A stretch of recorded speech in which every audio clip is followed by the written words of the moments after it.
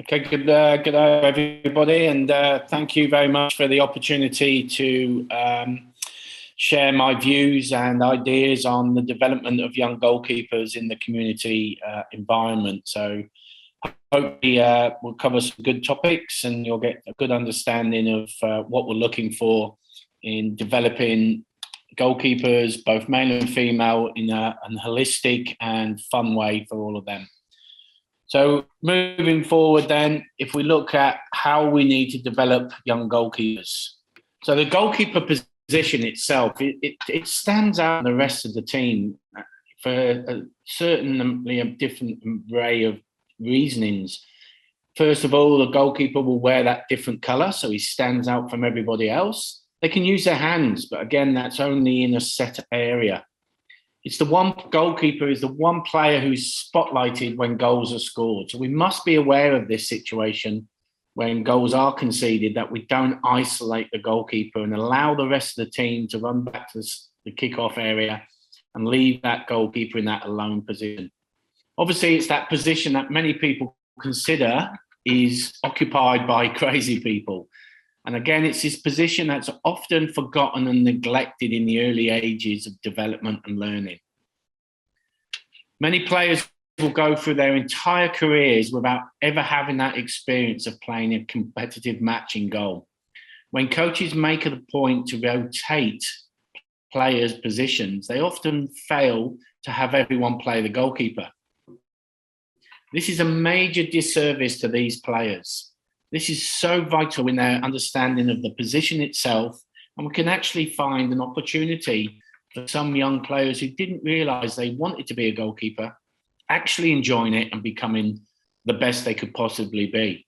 Manuel Neuer, for example, was 12 until he realised he wanted to be a goalkeeper. So all them early years of development, he played as an outfielder.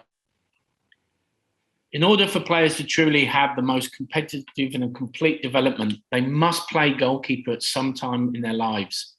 And this is why. Being the goalkeeper will require the opportunity to develop different set of skills from that of the field player. By playing the goalkeeper, the players will develop these skills. It requires a new array of physical movements, sidewards, forwards, upwards, downwards. The coordination and athleticism required to play goalkeeper will help the children develop into better athletes and translate their play as a field player. Goalkeepers will also develop a new perspective of how they see the game. They will see the game from a completely different view because they are there with the whole game in front of them. They can see everything that is happening. So by watching the game from this point of view, players can gain a new perspective and realise concepts they previously did not understand or even think about. For instance, if a player has been failing to mark a runner on the far side, when that said player plays in goal, he can see this situation from the keeper's angle, which may help him realise how important it is and begin to recognise how he can mark this player when he is back playing as a field player. Change slide. It builds character. The goalkeeper is a demanding position. As we've said, moving across the face of the goal in split seconds, diving, getting off the ground quickly, and jumping are all physically demanding actions. Then there's sticking your face into somewhere where someone else is swinging their leg. This takes bravery and a completely new aspect for some players. If our players can fight through this adversity, then they have a good opportunity to play in goal. They will be better and more resilient person for it. There's also a lot of perceived pressure for goalkeepers, being the last person to try and stop the ball, especially in that breakaway. It's a tough position when you're facing a striker bearing down on you with family, friends and parents shouting and bawling on the sidelines.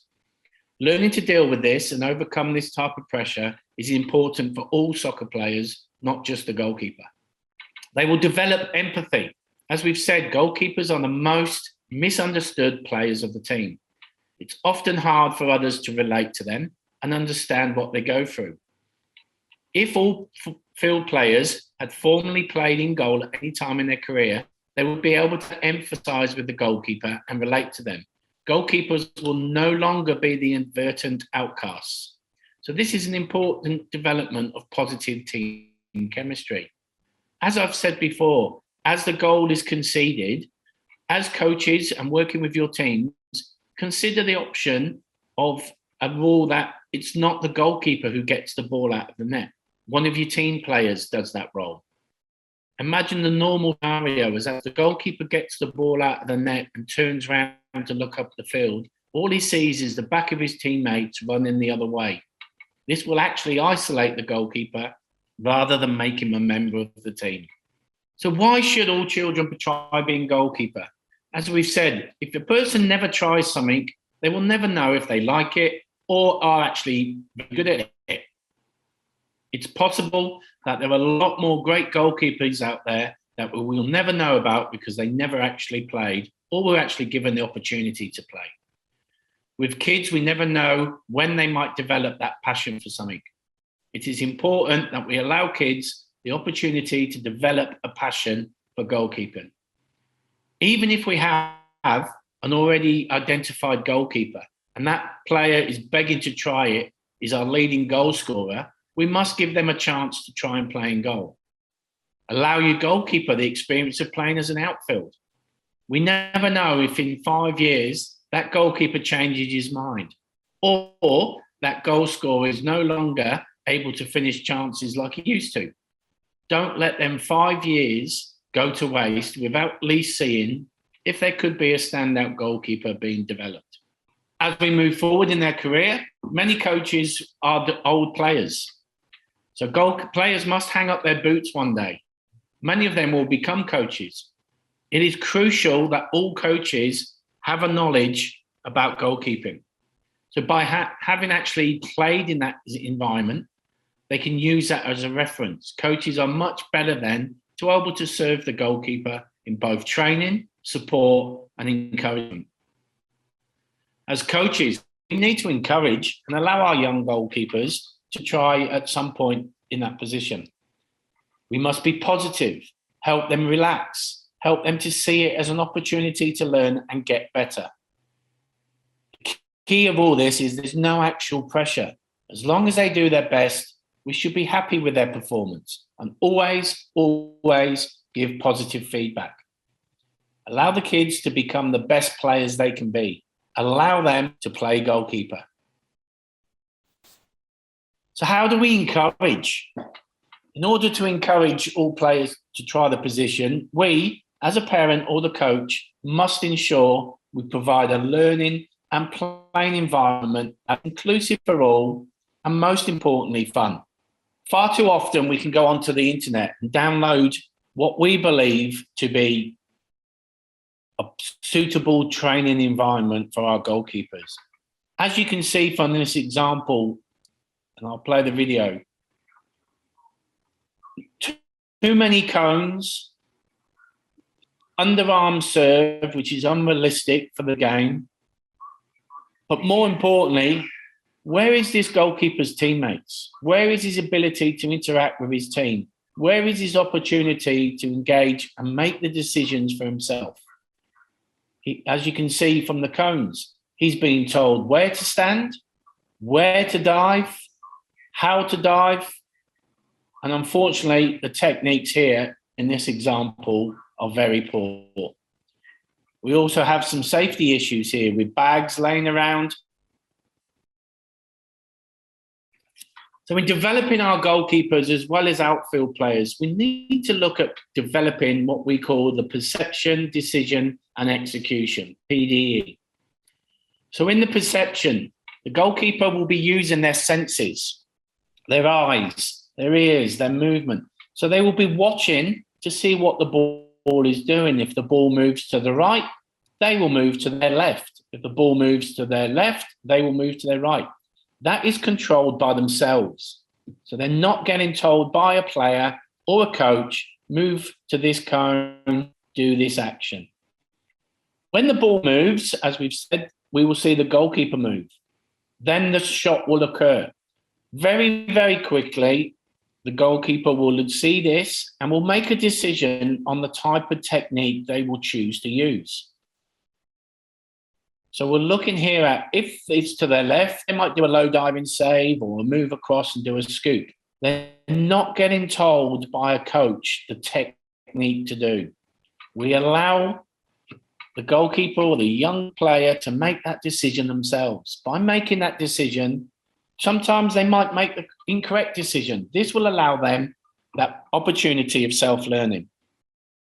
So again, once they've made that very quick decision, it's about the execution. Again, the execution might not be technically perfectly correct, but that whole process has been controlled by the young goalkeeper rather than being led by the coach. So we're at player-led training rather than coach-led training. So as I said earlier, we're talking about how do we encourage our players. So before we need to encourage them, we need to work out what motivates them, what keeps our players involved, and what are the characteristics of young goalkeepers. So you'll tend to find that they're very highly motivated and very enthusiastic. They're competitive. So in that way, they will like challenges and want to show you they're the best. They're well balanced and they're actually coordinated. So we can use all these aspects in our game. They're very adaptive to learning new motor skills, diving, rolling, jumping. So we can put an environment in place where that's allowing them to. They can still be a little bit self-centered, but they can start to learn how to work together. They're still very, very sensitive to criticism and failure. Praise is so important at this stage. Great effort, well done, good effort are the key words that we need to use. Move away from unlucky, tough, oh, never mind. We need to ensure practices and the matches are fun. Remembering our young goalkeepers and players will have short attention spans. So we need to play lots of small-sided games. 80% of your sessions should be ideally small-sided games. Keep away from practices that are complex and require the coach to spend too many minutes of the session trying to explain and advise the players on what. By playing small-sided games, we're ensuring that there's maximum touches on the ball for the goalkeeper in these practices. So in designing our sessions, we've got to ask ourselves some simple questions. And by answering these questions with yes, we will ensure we put on the type of practices that will develop it for all players. So the first question is, does it look like football? The game of football is played in a set area, longer than it is wider. There's normally two teams. Both teams should have an opportunity to score. And by having these type of games, we will be able to ensure that we're allowing our players game-based decisions to be made. They're not being told to run from one cone to another. They're not being told what action to do. They make the actions themselves. They choose what they want to do. As we said earlier, is there a flow end to end? So within the game of football, one team will be in the possession, one team is defending. Then there's a transition from that one to the other. Then the opposite team is attacking, the other team is defending. This is what we talk about when we mention a flow. Are all the players involved? Again, you can see from the picture, a 3v3 with a referee, or that could even be a bouncer, joker. So all players are involved in the game. Are there goals? Can both teams score? It doesn't necessarily need to be an actual goal that is scored. It can be a target line. It can be playing a ball into the end player. It can be anything that you as a coach can choose, allowing a team to score points. And then can both teams defend? These are the key elements we need to look at when we're designing our sessions. So I'm going to play a video now. And these players, you can see, are playing in a 3v3, working on their general handling. Listen to the words being used by myself as the coach. Peter, well done. Keep playing. Lots of praise, lots of development, Quicker with the lots ball. of Quicker with the ball. opportunity for everybody to make saves, Get closer. catching the ball. Even the Go, outfield go, players in these 7-0, situations 1-0. are doing their general handling, and we will cover this in more detail later in the presentation. You can see here, players wanting to run straight into goal before the game started. Got the ball yet? Might be you. There we go, we're live. Who's the goalkeeper? There he is. So I'll play the video again. I want you to observe the players on the sideline. Even though they're not involved in the game, you can see they're getting excited by the practice. We're working for short spans of time. They're cheering, they're supporting, they're getting excited. Watch as soon as that goal is scored. Celebration, quick rotation, back in. No focus on the goal being conceded. It's all about the fun and opportunities for everybody to have an experience of playing in goal. So again, we can develop that practice that we've just seen into something like this, where we have 3v3. We've also got a joker in the middle in green. The size of the pitch is variant to the size of the players or the age of the players you're working with. So in this practice, I've just given you a rough idea of diameters. So we're only going 40 yards long. 2v2 in the middle with the joker and with an objective of trying to score a goal. You'll notice that I've marked the pitches out into points. I'm trying to emphasize that the shooting is taken from the middle zone. So I'm encouraging them to shoot there by offering them 3 points for shots in that middle zone. This will give the goalkeeper more opportunity to actually not be involved in 1v1 situations, but actually shot stopping. Should you want to do 1v1 situations, you just change the point system around and encourage them to get into the end zones before they look to score. You'll notice in one end there is the cones. So you can adapt the goal. You can say you can only score in the middle part of the goal, in between the two cones. By doing that, we will work on the general handling of the cut, the scoop, the W. If you want to score outside the, you can look at then using the low dart. Some coaches will even put a tape across the posts at the halfway height. So you can work on low shots, high shots. Although you're developing this into a goalkeeper practice, you've got hidden learning for your outfield players in the fact that they have to think about where their target area for the shot is. Rather than just hitting it as hard as they can, they're working on their accuracy as well. So as we've looked at, some of the desired outcomes as you as coaches is to enable you to utilize game sense and approach to conduct your sessions that, one, importantly, are safe. How is this achieved? Keeping it in a small area, keeping it involved where everybody is involved will achieve this. Keep it organized. Think about how you can do this. Keep it enjoyable and engaging. How will you know it's enjoyable and engaging? Let's refer back to the video you saw earlier. You could see players, even though they weren't part of the playing group, they were actually engaged and enjoying it. As we've mentioned many times already, keep it player-centered. Allow the players to enjoy playing the game and give them opportunities to make game decisions. Keep it active.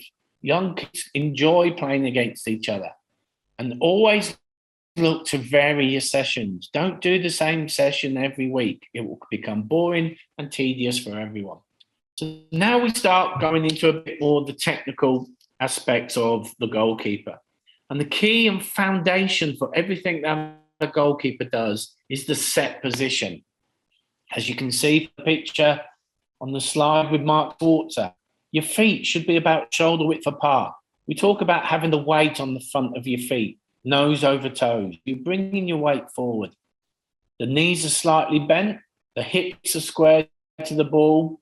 The most important thing of all this is that your head and body are still. Your hands should be in front of the body with thumbs up.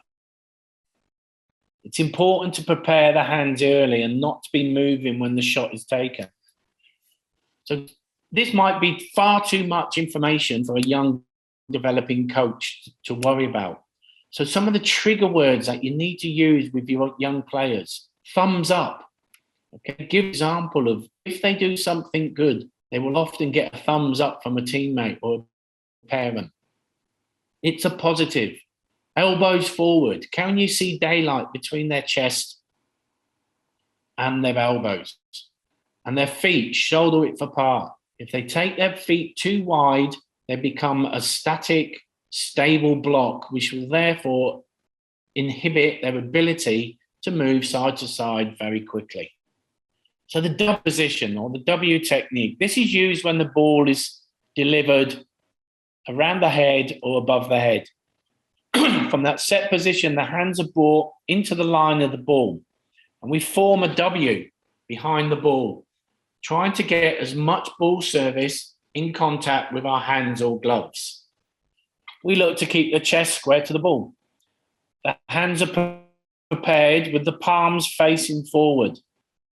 Elbows again are slightly bent to allow for shock absorbance, and the contact of the ball is made in front of the body. This is a key. So again, the trigger words we might use here: hands to the ball.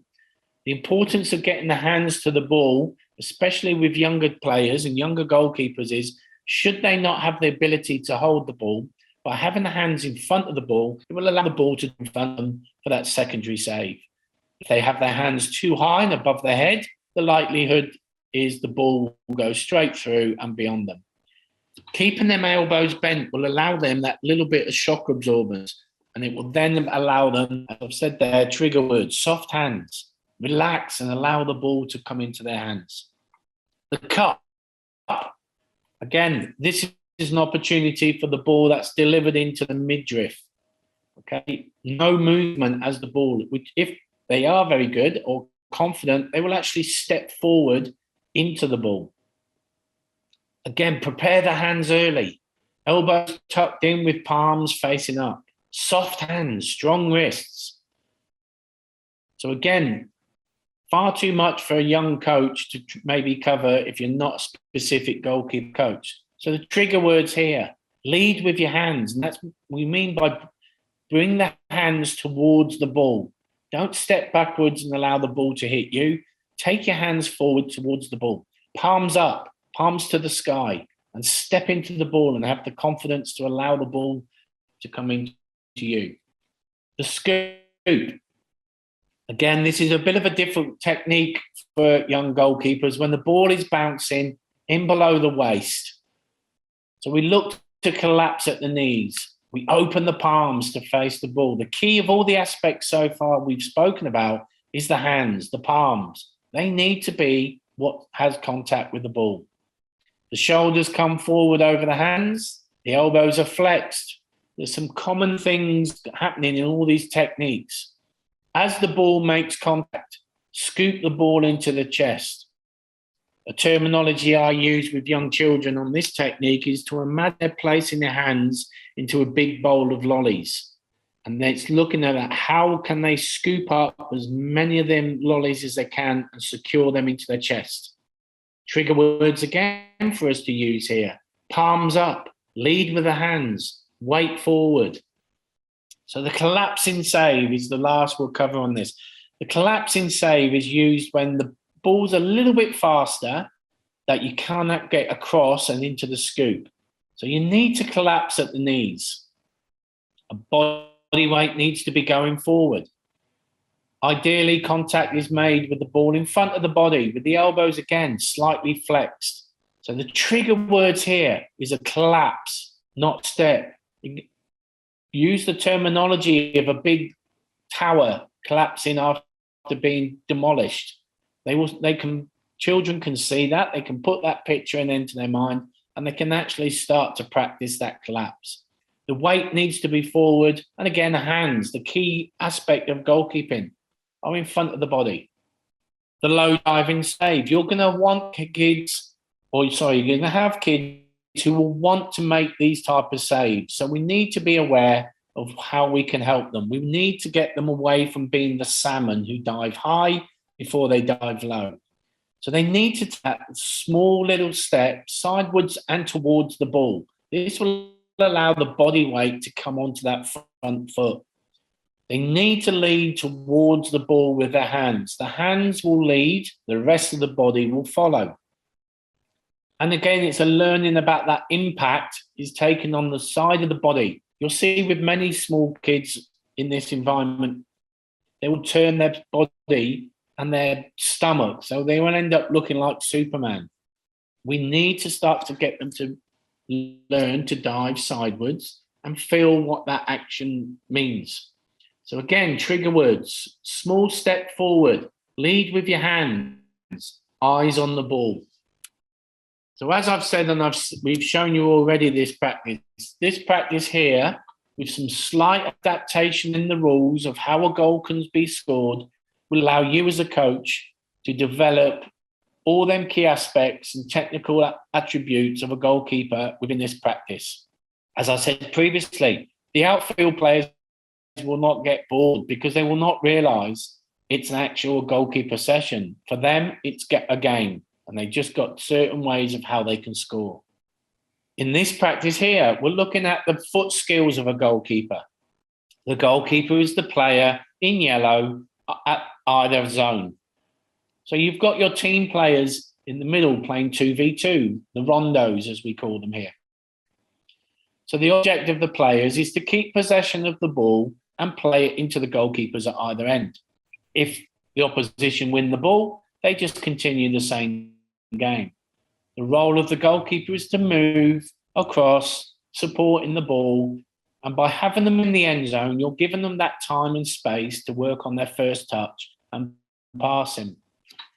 It will also allow you the opportunity to highlight that the goalkeeper doesn't always need to pass to the closest player. If the two reds, for example, in this situation, leave a space, they can pass straight through to their teammate goalkeeper.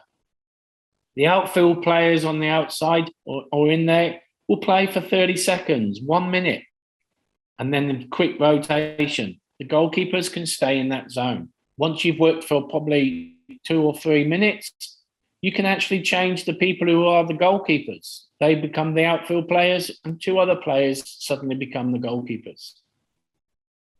As we move up through the ages and up into the under 13s, under 14s, for example, we can start talking about how we deal with crosses.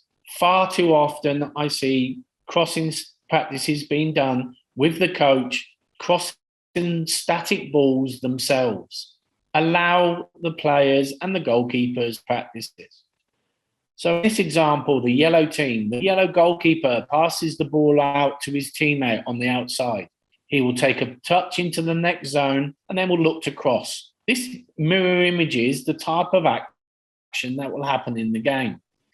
The red goalkeeper will deal with it, hopefully by catching it, and then he will just distribute over to his teammate. So as we said, does it look like football? Yes, we've got 2 goals, we've got the pitch, we've got 2 teams. We've got yellow team in possession, we've got red team defending. We then have transition, then we have the red team attacking and the yellow team defending. Allow the goalkeepers to work for 3 or 4 minutes and then swap them over.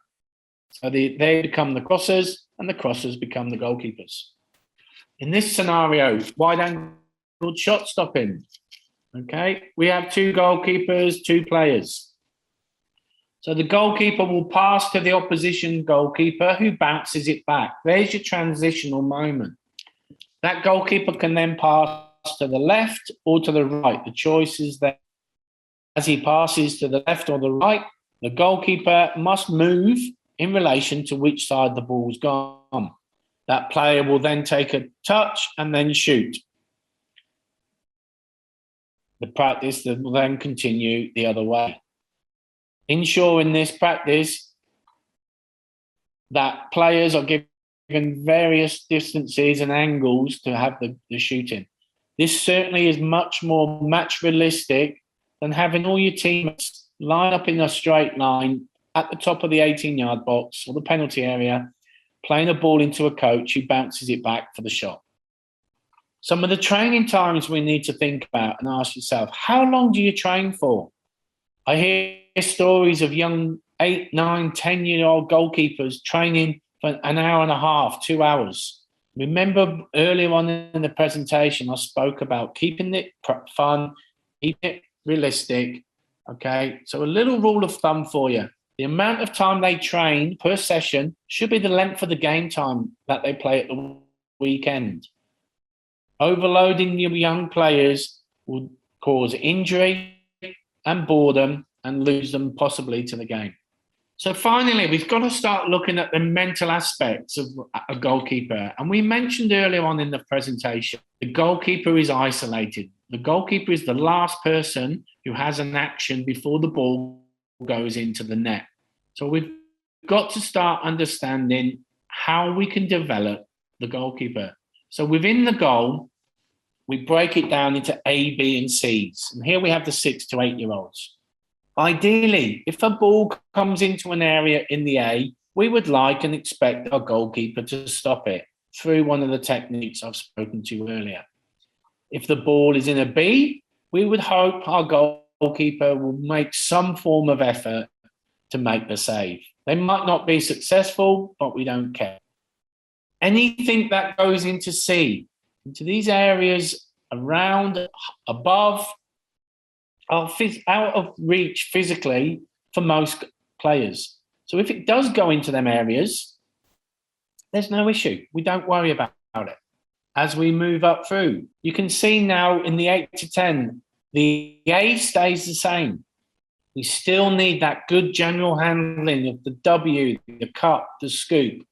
The collapsing saves becoming more involved now, and they're just starting to edge into low diving saves. So a good way now, especially in this 8 to 10-year age group, is when they're playing games, is that you have your assistant coach or even the goalkeeper's parent with this sheet actually marking where the ball or the goal is conceded. So, for example, they might play a game when they might have lost 4-2. Well, if we talk through the goals that were conceded, the first goal went in at the bottom right-hand corner in C, so we don't worry about it. The second goal was right above the head, just went in underneath the crossbar. Again, C, we don't worry about it. The third goal went in at B. The goalkeeper made an effort, got a hand to it, but was just unsuccessful. Okay, so we speak to them, go, maybe, think about leading with your hands next time. Great effort, but lead with your hands, and we might be successful in that save. And the fourth goal, again, was bottom left in the C zone. So we can educate our goalkeeper, right, 3 goals in C. Already at this age, we're not physically capable of making saves there yet. So we take them out of the equation. The 1 goal in B, maybe we could have saved through better technique. So realistically, we take 3 goals out of their score. So they could have actually ended up winning that game 2-1. So it's a positive mindset that they don't get caught up in how the game ended result-wise. They look at their performance. Here in the 12 to 10 to 12. So they're still in the SAP goals. They're still in their mini goals. So the B is starting to get bigger. We're still focused on that central middle zone area of the goal. 12 to 14-year-olds, okay, they've now suddenly moved up into them big goals. All of a sudden, the C area is a difficult area for them to make them saves. So we still focus and develop on good, clean saves in A. You'll notice the A's have risen up a level as well because of the height of the goal. The B's have gone into a bigger, squarer, larger area. Collapse saves, okay? What you can also start to do here is if a goalkeeper does make a save in the C area, this is really a great opportunity for high praise and high promotion of their activity and their actions. And finally, as we come up into the end of the game training phase, the C's are slowly starting to get smaller. These are the areas where we're starting to identify talented goalkeepers. Goalkeepers who can make clean saves in A, 100% consistency, a good high percentage of consistency in B, 70 to 80% of all their actions are successful. And we're actually starting to look at, can they make match-winning saves in that area C? And from there, they will move into that phase of the game where they're looking at defending the whole goal.